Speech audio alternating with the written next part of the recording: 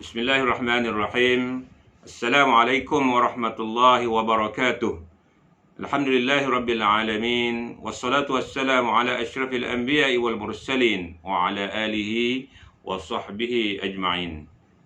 Rabbi shrah li sadri wa yassir li amri wahlul 'uqdatam min lisani yafqahu qawli. Amma ba'd. Alhamdulillah, marilah kita sama-sama merakamkan ucapan syukur kehadrat Allah Subhanahu wa taala. Kerana pada saat ini kita masih lagi diberi kekuatan, diberi kesihatan untuk menjalani ibadah wajib, berpuasa dan juga ibadah sunat dalam bulan Ramadan Al-Mubarak ini. Alhamdulillah, pertamanya saya merakamkan ucapan terima kasih yang tidak terhingga kepada pejabat pendidikan daerah Kuala Nerus kerana memberi peluang kepada saya untuk sama-sama berkongsi di dalam program Tazkirah Ramadan yang dianjurkan oleh pejabat pendidikan daerah Kuala Nerus. Saya Wan Syafi'i bin Wan Mamat dari SMK Kompleks Tembesu Kuala Nerus. InsyaAllah tajuk yang diberikan pada saya pada kali ini adalah berkaitan dengan Syahrul Ramadan, Syahrul Quran, ataupun kita fokuskan kepada fadilat membaca Al-Quran di bulan Ramadan. Tuan-tuan, sahabat-sahabat, anak-anak yang dirahmati Allah Subhanahu wa taala, firman Allah Subhanahu wa taala di dalam surah Al-Baqarah ayat 185, A'udzubillahi minasyaitonir rajim. Syahrul Ramadan allazi unzila fihi al-Quran hudan lin-nasi wa bayyinatin minal huda wal furqan. Bulan Ramadan, bulan yang di dalamnya diturunkan Al-Quran sebagai petunjuk bagi manusia dan penjelasan-penjelasan mengenai petunjuk itu dan perbezaan antara hak dan batil. Al-Furqan, membezakan di antara hak dan batil. Tuan-tuan, puan-puan, anak-anak yang dirahmati Allah Subhanahu wa taala, sedikit sebanyak tentang maklumat kita tentang Al-Quran. Al-Quran adalah kalamullah yang diturunkan oleh Allah Subhanahu wa taala kepada baginda Nabi sallallahu alaihi wasallam, di mana Allah menurunkan Al-Quran secara sekaligus daripada Lauh Mahfuz ke Baitul Izzah ataupun langit dunia secara sekaligus. Kemudian daripada langit dunia ataupun Baitul Izzah itu diturunkan secara berperingkat, secara beransur-ansur selama 23 tahun kepada baginda Nabi sallallahu alaihi wasallam. Selama 23 tahun melalui perantaraan malaikat Jibril alaihissalam, dan kita sekarang mempunyai Mushaf Al-Quran, ataupun lebih dikenali sebagai Mushaf Al-Quran Utsmani, yang mengandungi 30 juzuk Al-Quran, 114 surah. Ada pendapat daripada Imam Mujahid rahimahullah yang mengatakan 113 surah, di mana surah Al-Bara'ah ataupun surah Taubah disekalikan dengan surah Al-Anfal menjadikan 113, tapi kita pegang 114 lah. Mengandungi 60 hifz, 240 makra', mengandungi 6,236 ayat. Ada pendapat yang mengatakan 6,666 ayat dalam perspektif yang lain. Di mana bilangan perkataannya adalah 77,439.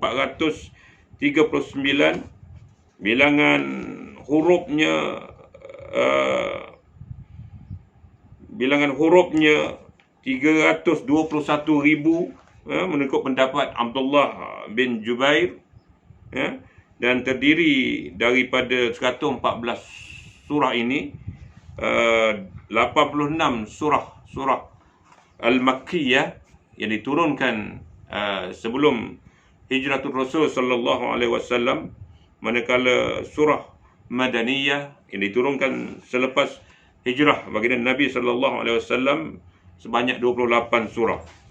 Jadi serba sedikit tentang Al-Quran kita tahu, dan galilah lagi ilmu-ilmu Al-Quran Moga-moga kita sentiasa akan terus cinta kepada Al-Quran, insya-Allah. Apa tindakan kita, sahabat-sahabat, tuan-tuan, anak-anak sekalian, apabila kita berada di dalam bulan Ramadan, Syahrul Quran. Fokus kita hari ini adalah Syahrul Quran, bulan Al-Quran. Apa fokus kita? Apa tindakan kita? Apa yang kita nak buat ni? Ya? Yang pertama, saya mengajak diri saya, terusnya tuan-tuan, sahabat-sahabat, anak-anak sekalian, untuk menanamkan rasa cinta yang tidak terhingga. Rasa cinta yang berganda-ganda kepada Al-Quran. Kalau selama ni tak berapa nak cinta, tak berapa nak sayang, jauh je dengan Al-Quran, hari ni, bulan Ramadan ni, kita cinta lebih sikit. Ya?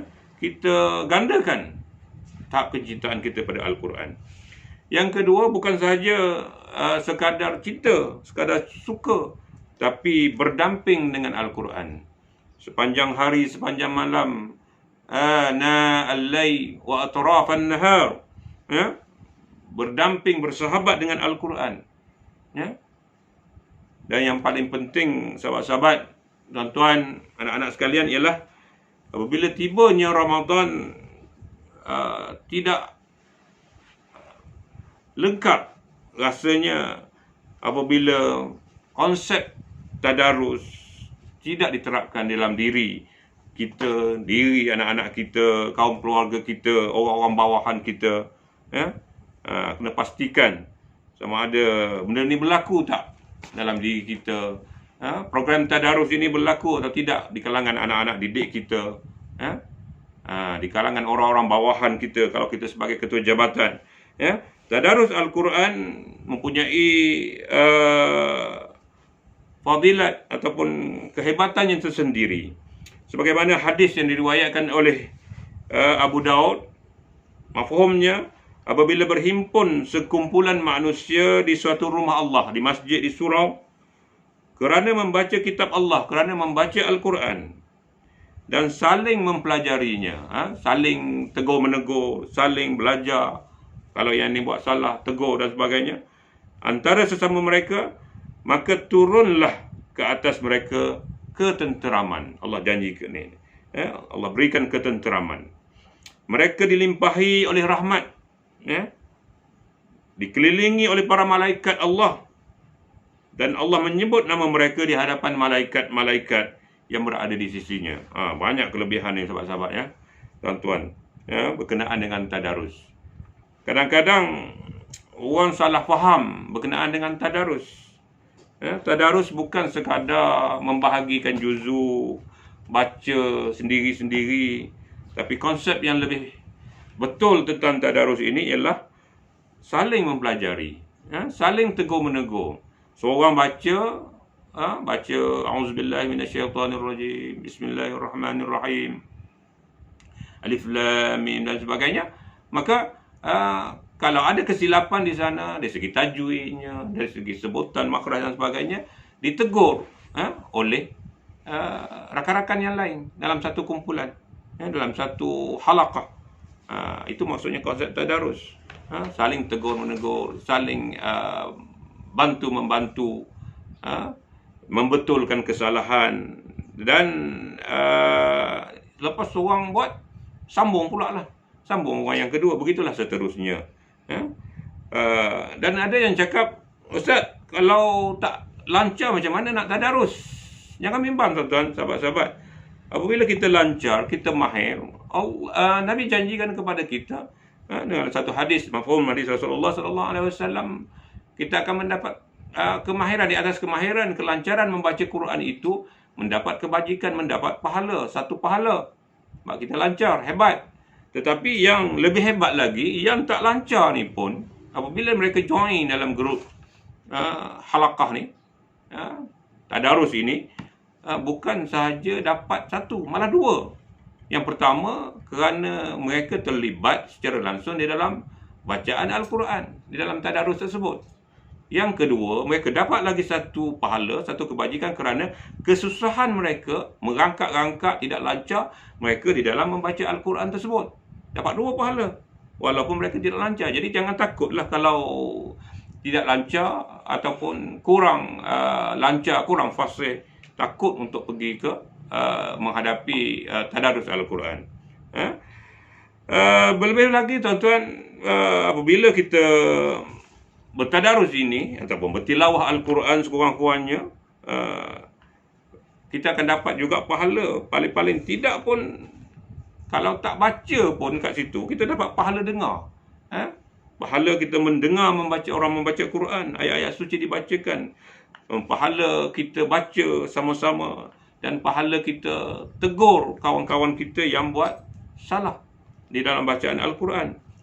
Pahala dengar, pahala baca, pahala tegur, macam-macam. Apatah lagi, anak-anak sekalian, sahabat-sahabat sekalian, apatah lagi seperti yang dijanjikan, yang disebut dalam hadis Nabi SAW, di dalam bulan Ramadan, sesuatu amalan-amalan sunat itu, pahalanya apabila kita lakukan dengan penuh keikhlasan, dengan penuh kesungguhan, keimanan dan sebagainya, amalan sunat yang kita buat itu pahalanya menyamai amalan wajib. Pahalanya menyamai amalan wajib. Manakala amalan-amalan fardu, amalan-amalan fardu, pahalanya dilipat gandakan sebanyak 70 kali ganda. Sebab itulah kita kena ambil peluang untuk dalam bulan Ramadan ini yang datang setahun, dalam setahun sebulan je tuan-tuan, anak-anak sekalian, dalam setahun sebulan aja. Jangan sampai Ramadan 1442 Hijrah tahun ini meninggalkan kita tanpa tadarus, tanpa tilawah Al-Quran, yang mana akan menghilangkan, merugikan kita mendapatkan pahala ataupun ganjaran daripada Allah Subhanahu wa taala.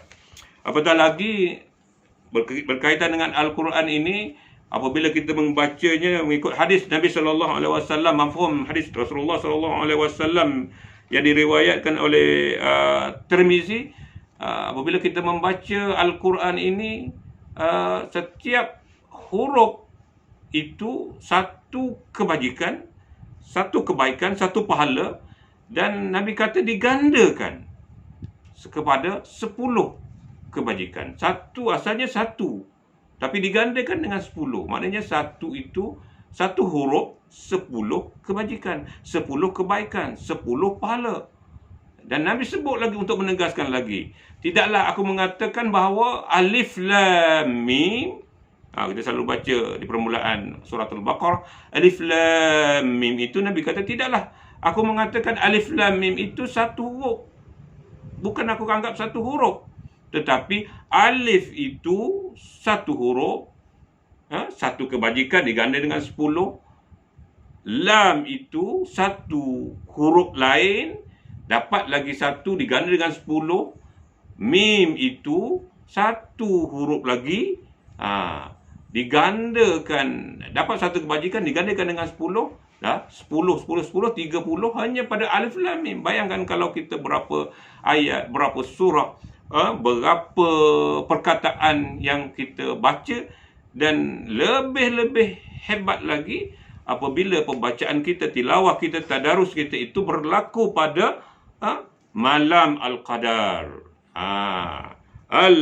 Lebih baik daripada 1000 bulan. Masya Allah, sahabat-sahabat. Moga-moga kita diberi peluang oleh Allah Subhanahu wa taala untuk bertemu dengan Lailatul Qadar yang lebih baik daripada 1000 bulan ini, di dalam keadaan kita bertadarus dengan Al-Quran, dalam keadaan kita bertilawatul Quran. Insya-Allah, sahabat, kita doakan sama-sama ya. Okey. Kemudian selepas kita bertadarus sahaja, di antara benda-benda lain yang kita boleh buat ialah di samping bertadarus ialah kita bertadabbur. Bukan sahaja bertadarus baca sahaja, tapi ambil peluang dalam Ramadan Al-Mubarak ini yang jarang-jarang kita buat pada bulan-bulan yang lain. Jangan-jarang kita buat. Kita ambil sedikit masa kita untuk bertadabbur. Tadabbur ni tuan-tuan, anak-anak sekalian, kita fokus, kita ambil beberapa ayat. ambil mungkin hari malam ni dalam 5 ayat. Kita nak fokus ayat mana? Kita nak fokus ayat-ayat tentang qasasul al-anbiya, cerita-cerita nabi ke, ataupun kita nak cerita tentang keimanan ke, tentang ilmu. Kita ambil fokus itu dan kita fokus kepada ayat-ayat itu. Mungkin 5 ayat, 10 ayat, tak payah banyak ayat, 2 ayat, 3 ayat, ya. 5 ayat kita fokuskan pada kita fokuskan kepada dia punya erti, kita fokuskan kepada tafsir dia, kita fokus kepada asbabun nuzul, sebab-sebab diturunkan. Kita fokus kepada apakah saranan-saranan, kandungan konten yang nak disampaikan di dalam ayat-ayat tersebut. Bertadabbur. Maka seperti yang Nabi janjikan dalam hadis yang saya sebut di awal tadi, diriwayatkan oleh Imam Bukhari, Muslim, Abu Daud dan Ibnu Majah dari Sayyidatina Aisyah radhiyallahu anha, orang yang mahir membaca Quran dia akan bersama para malaikat, ya. Bila dia bertadabbur ni, dia mahir lah, dia pakar dalam ayat-ayat tersebut. Dia bersama dengan malaikat safarah, yakni pembawa wahyu yang mulia dan taat berbuat kebajikan. Okey. Dia mendapat tempat yang istimewa di sisi Allah Subhanahu wa taala bagi orang-orang yang bertadabbur. Kemudian sahabat-sahabat, kita hendaklah berusaha untuk membaca Al-Quran dengan tartil, dengan tajwid. Mana firman Allah Subhanahu wa taala dalam surah Al-Muzammil ayat 4 mengatakan kepada kita, a'udzubillahi minasyaitonir rajim, warattilil Qur'ana tartila. Apabila kamu membaca Quran, hendaklah membaca dengan tartil. Tartil ni tuan-tuan, sahabat-sahabat, baca dengan elok, baca dengan penuh bertajwid, dengan menjaga meraihkan makhraj-makhraj huruf, sifat-sifat huruf, panjang pendek, barisnya, jangan tertinggal huruf dan sebagainya. Baca dengan keadaan tenang, bacakan dalam keadaan baik, bertajwid dan sebagainya. Jadi di Ramadan inilah peluang untuk kita berdamping dengan lebih hebat, mempelajari, berusaha membaca Al-Quran dengan tartil, bertajwid dan sebagainya. Di samping itu, kita juga digalakkan, diminta untuk berusaha untuk belajar dan membaca Al-Quran. Yang mana yang belum tak berapa nak lancar, ambil masa, banyak kaedah-kaedah, contohnya Iqra, untuk membaca, untuk memahirkan membaca Al-Quran, ya. Sebab di antara hadis Rasulullah sallallahu alaihi wasallam berbunyi, khairukum man ta'allama al-Quran wa 'allamah. Sebaik-baik daripada kamu ialah orang yang belajar Al-Quran, orang yang mempelajari Al-Quran, wa 'allamah, dan orang yang mengajarkannya. Orang yang belajar, Nabi kata, dan orang yang mengajar, sama-sama mendapat, dikatakan orang-orang yang terbaik di kalangan kamu apabila orang yang belajar Quran dan orang yang mengajarkan Al-Quran. Kemudian sahabat-sahabat, kita tidak dikatakan juga apabila kita membaca Al-Quran pada sama ada di dua bulan Ramadan ataupun di dalam bulan Ramadan, ada di antara mafhum hadis Rasulullah sallallahu alaihi wasallam daripada Imam Ja'far bin Shadiq, dikatakan tidak tergolong di kalangan orang yang lalai jika kita baca 10 ayat pada malam hari, 10 ayat Al-Quran pada malam hari. Jadi kalau kita baca sekurang-kurangnya, mungkin apabila kita dapat ambil pengajaran, sekurang-kurang kalau kita tak nak tergolong daripada orang-orang yang lalai, maknanya pastikan paling-paling common pun, paling-paling teruk pun 10 ayat pasti kita baca. Jangan sampai kita baca banyak satu malam. Malam-malam tertentu kita baca berjuzuk, bersurah-surah, tetapi pada malam-malam tertentu kita langsung tak pegang Quran. Bukan satu sikap yang baiklah, amalan yang baik. Nabi SAW berpesan, sebaik-baik amalan itu berterusan, walaupun sedikit tapi berterusan. Sedikit tapi berterusan melakukannya. Begitu juga ada yang disebut dalam satu riwayat, membaca Al-Quran 50 ayat tercatat di antara orang-orang yang sentiasa dianggap berzikir dan mengingati Allah. Begitu juga dengan mendapat ketenangan hati, seperti yang sebut hadis yang kita sebut tadi, hati kita akan menjadi tenang, menjadi sakinah akan wujud di dalam hati kita dengan asbab membaca ayat-ayat suci Al-Quran. Begitu juga mungkin kita apabila kita membaca Al-Quran, terutama berkaitan dengan ayat-ayat syifa, ayat-ayat penyembuh, wa nunazzilu minal Qur'ani ma huwa syifaa'un wa rahmah, wa iza maridtu fa huwa yashfin, dan sebagainya. Mungkin pada zaman-zaman sukar, zaman-zaman wabak seperti ini, ayat-ayat ini akan menjadi pendinding kepada kita, akan menjadi pelindung, akan menjadi syifa kepada kita. Okey. Dan akhir sekali yang suka saya nak tegaskan di sini ialah berkaitan dengan apabila kita sudah ada rasa cinta kepada Al-Quran, sudah baca Quran, maka tanamkanlah satu azam Ramadan ini, tanamkanlah satu azam di Ramadan ini untuk khatam Quran, anak-anak, untuk khatam Quran. Kalau zaman-zaman sahabat Rasulullah SAW, salafus salih dan sebagainya, mereka mengkhatamkan Al-Quran dalam 3 hari sekali. Mana dikatakan Imam Syafi'i satu hari 2 kali khatam, 1 bulan Ramadan 60 kali. Kemungkinan mereka ini tidaklah kita sempat kejar, sebab kita dengan keadaan-keadaan, dengan suasana yang lain. Mungkin mana zaman-zaman sahabat dan sebagainya, mereka ini Al-Quran sudah lancar dengan bahasa Arab mereka dan sebagainya. Namun begitu, kita boleh untuk mengkhatamkan Quran, tak ada masalah. Sudah menjadi kebiasaan. Orang-orang yang tekun, orang-orang yang fokus betul-betul, sekurang-kurangnya 1 kali khatam Al-Quran dalam sebulan bulan Ramadan. Tak susah, tuan-tuan. Mungkin di antara tip yang boleh saya beri, Al-Quran ada 20 muka surat, 20 halaman. 20 muka surat ni 20 halaman. Jadi 20 tu kita nak habiskan 1 juzuk 1 hari. Jadi 4 muka surat 4 halaman setiap kali lepas solat. 4 solat subuh 4 halaman.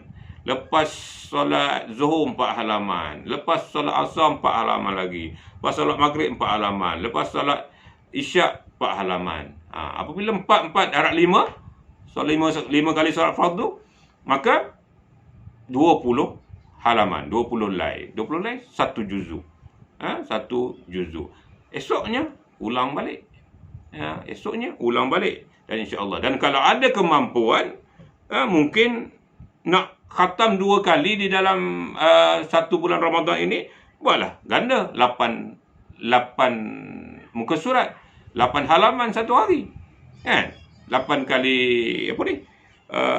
Jadi tak sempat 2 kali khatam. Kalau nak 3 kali khatam, buat 12 muka surat atas kemampuan masing-masing lah. Namun begitu, kalau tidak sempat khatam pun, kadang-kadang orang ni mengejar nak khatam, tapi bacaannya lintang pukang, panjang pendeknya ke mana,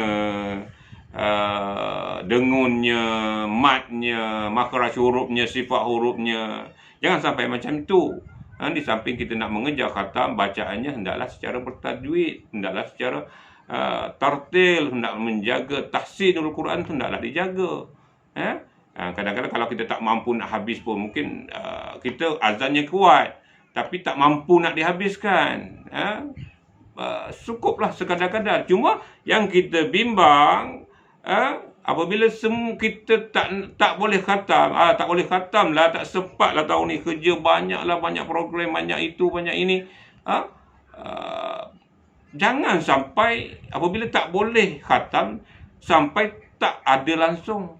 Tak ataupun tak berusaha sekadar kemampuan kita. Mungkin tak sampai 30 juzuk, mungkin 20 juzuk, 15 juzuk, 10 juzuk dan sebagainya. Ruang mengikut kemampuan masing-masing, mengikut kemampuan masing-masing, mengikut suasana tugas dan sebagainya, kekangan-kekangan yang ada lah. Jangan sampai kita tinggalkan terus. Tak mampu buat semua, jangan tinggalkan semua.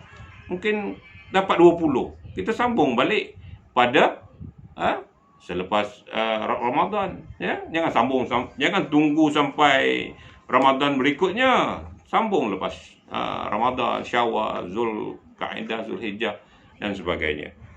Okey,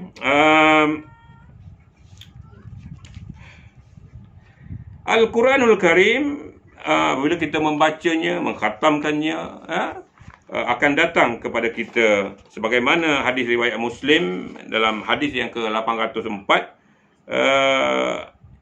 Iqra'ul Quran, Nabi kata Iqra'ul Quran, bacalah Quran, fa innahu ya'ti yaumal qiyamah syafi'an li ashabihi. Bacalah Al-Quran kerana sesungguhnya ia akan datang pada hari kiamat kelak sebagai syafaat, sebagai pembantu, sebagai pembela kepada orang-orang yang membacanya. Ini janji Nabi kepada kita, janji Allah kepada kita. Di antara kelebihan kita baca Quran, Quran itu akan jadi pembela kita. Quran itu akan menjadi penolong kita di hari kiamat nanti. Jadi tak rugi, ya. Sebab kehidupan kita di dunia ini, tuan-tuan, anak-anak sekalian, adalah sementara.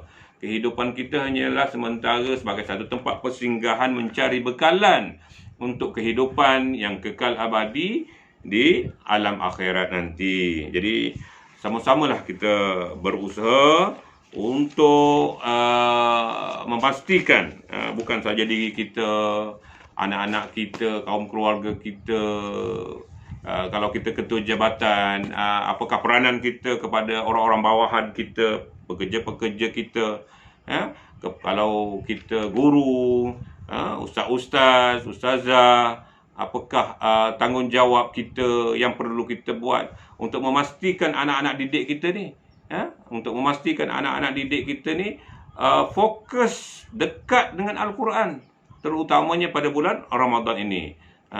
Kita tahu masing-masing banyak buat perancangan, tapi kita kena tengok juga kadang-kadang perancangan yang kita buat itu, adakah perancangan tinggal perancangan ataupun hanya sekadar di atas kertas, di atas kertas kerja, kertas cadangan, tapi di segi pelaksanaannya adakah benda-benda itu berlaku dan sebagainya. Semuanya di bawah amanah dan tanggungjawab kita terhadap orang bawahan kita, orang yang kita diberi amanah.